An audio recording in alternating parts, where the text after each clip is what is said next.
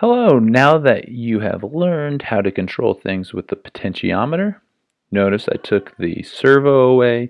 I want to do something we're a little more familiar with. I want to control this LED and how quickly it blinks with this potentiometer. So this is one that I have finished. I'm going to start the simulation and just focus on the LED. You see how it's blinking? We did that a while ago. It just blinks and then delays and then blinks and then delays. Turns on, waits, turns off, waits, and it loops. But what I've done is I've changed it so that you can control the blinking rate with that servo. I don't know if you can focus in on that LED and see that it's blinking slowly now. If I have the servo turned all the way up, it blinks, I believe, once every second.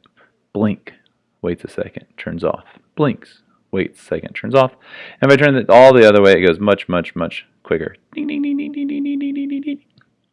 You're welcome for that noise, no additional charge. So I'd like you to do this. Think about it for a second. How are you going to make this happen? You need to get a value from here. We usually call that sensor value. And that value can be between 0 and 1023.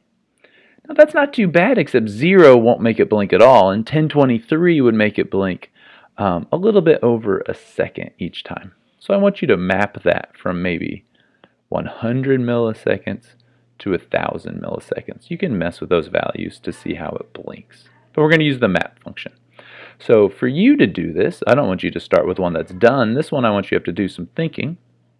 So there should be a link for one called Getting Started with VariableBlink.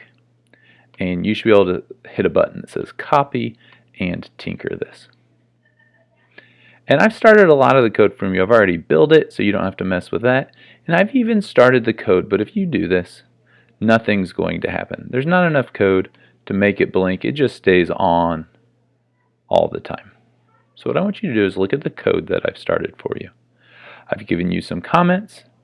I've created two variables, one that reads the potentiometer called sensor value, and one called time. This is what you're going to put into the delay function to decide how long it's on and how long it's off. If you look down at the bottom of this program, this should look very familiar. It's the blink program we did like on the very first day. It takes pin 13 and turns it on, then it waits for a certain amount of time, and then it turns it off, and it waits for a certain amount of time. In the setup, we have two pin modes.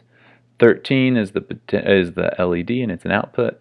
A0 is the input, that's the potentiometer, just like last time. But now here's where you have to do something. And I've tried to tell you exactly what I want you to do.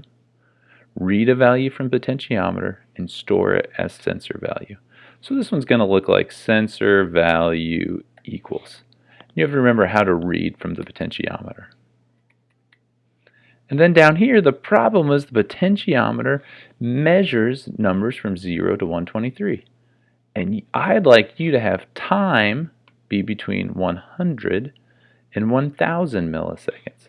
So you need to write an equation or an expression for time, and you're going to use the map function to map the sensor values to new values that work for time. If you forget how to do this, maybe open up the Tinkercad that you just did. We have an example of how to use that map function.